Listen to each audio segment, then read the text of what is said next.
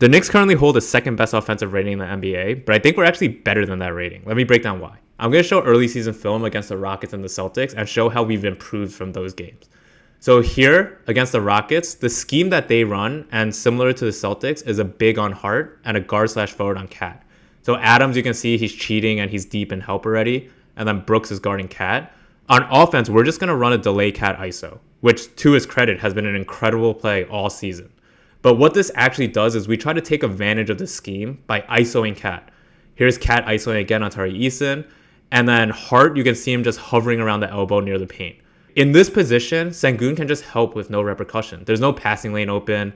Cat can't really go anywhere with this ball except to score, which he does because he's an elite scorer, right? But you can see the offense is kind of stagnant.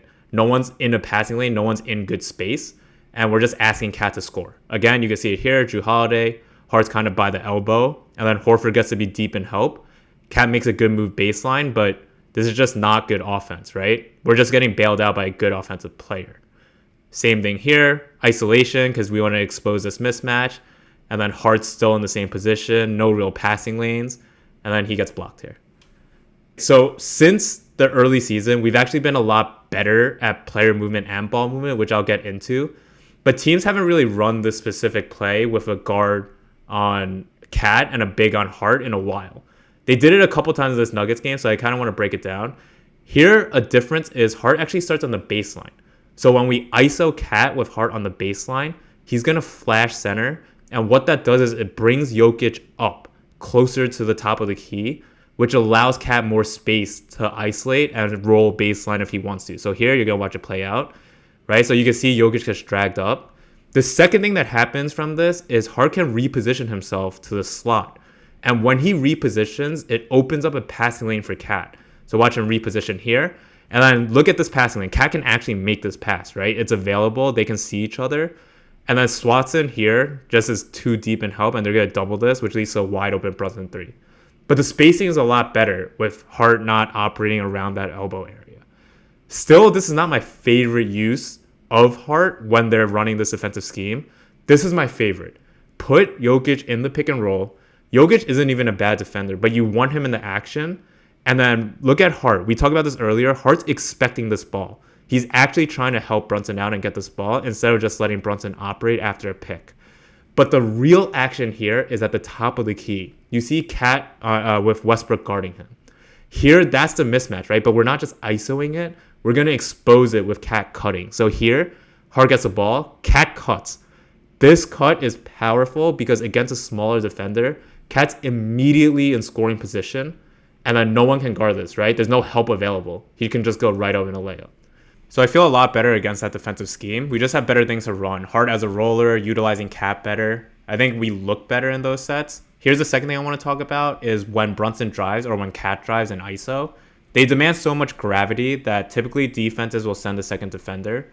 Earlier on in the season, no one else is moving, so there's no passing lane, right? Hart's blocked off, Sims is blocked off, OG's blocked off, McBride's blocked off. So this leads to 8 block by Sengun. No one's really moving. There's no player movement, so there's no ball movement. Here you're going to see the same thing. 3 Hawks converge. Here Dyson converges, Jalen Johnson converges, and there's just no passing lane for Brunson to give the ball up to. So again, this leads to a turnover. So there's just really no player movement happening. And then there's no ball movement because of that. Brunson gets caught in the air. Here he gets stopped by Dyson. And then where is he supposed to pass to? No one's moving, right? 4 offensive players all standing still until finally a turnover happens. I'm going to show you the same thing against the Cavs early on in the season. The Cavs really put a shell defense around Brunson. Every time Brunson drove, there are basically like 4 Cavs touching the paint. So it's up to us to actually help Brunson up. So with other players, have them moving into space, have them moving into passing lanes. Early in the season, again, we didn't do that. But here, this is what we started doing. Everyone's moving, and you can tell it was a concerted effort to have player movement on these drives. So you see Mikal shift into open passing lane. You guys see Payne shift up, and OG shift up as well, right? Everyone's moving, so that Mikal gets this pass, and then just an easy mid-range jumper. You're going to see the same thing in the next possession, just a lot better player movement. So here, as Brunson's making his move, you can see Mikal start shifting up. And then when Brunson picks it up, you're going to see Mikal flash into the middle. Again, for another easy bucket. So everyone's just moving when Brunson has the ball as opposed to watching Brunson. You're going to see the same thing here. So Brunson's going to get this ball back. He's going to get doubled. OG recognizes this, immediately cuts. Right? Cat's also in a passing position where he can receive this pass from Brunson. That's a little behind the back that Brunson likes to do. But OG cuts here as well. And then there's just an easy basket. So our offense has actually looked better from earlier on in the season. Even though our offensive rating early on was good, our offense is actually better than it was. Here you see Dade shift up. You see Mikhail shift up. And that's what leads to an open Jericho Sims dunk. Right? So all these little shakes, little upward movement into passing lanes, into space, really allows Brunson to operate. Here you're going to see Mikhail flash into the middle. And then when he flashes, you're going to see Hart shift out to the corner three just so that he can see Brunson and Brunson can see him. And this leads to open three. So the next thing I want to talk about is Brunson's pocket passing. So here you're going to see a pick and roll with Cat. And what I want you to notice is every single one of these clips, he takes less than 2 dribbles before making this pocket pass. So his processing and his decision making has gotten so much better. And that's not saying his ability has gotten better. It's mainly because earlier on in the season, he was a little bit timid playing with new players like Mikhail, like Cat. He wanted to defer more and he wasn't being decisive with what he wanted to do.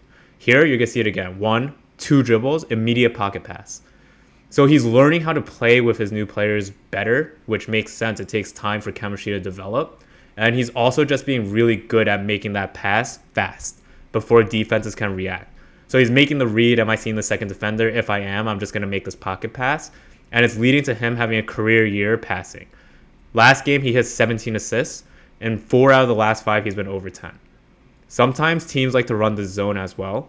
And they don't run it for long because we basically destroy it very fast. So basically what happens is you see OG shift up. Brunson comes around to get this ball. And then Mikhail flashes middle. And then Brunson just drops this pocket pass off to Mikhail. And there's just an easy mid-range every time. And then the last thing I want to touch on is OG's evolved offensive game. So I'm going to touch on 3 things. First is his pull-up ability. Second is paint post touches. And then lastly is cutting. So here, look at him decelerate so fast, just slamming the brakes. And he's just going to get this pull-up jumper. On the year, he's shooting 8% better on pull-up jumpers than last year. So we're just trusting him in those situations more. Same thing here. In paint touches and post touches, he's almost 2 times more likely to have these touches than last year. And that just shows the coaching staff's trust in OG as an offensive weapon. And as his confidence grows, he's just going to get more of these touches. We find him in transition a lot when there's cross matches. Like there you see Cam Thomas on him. And lastly, here's just him cutting. He's becoming a really good cutter. And that ties together with the player movement we talked about earlier. Here you just get cut into space, easy pass for Brunson, and then just an easy bucket.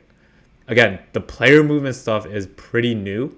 So as the season continues to go on, I expect our offense to look even better than it originally did, which is why I believe even though we're second in offensive rating currently, we're still better than that rating shows.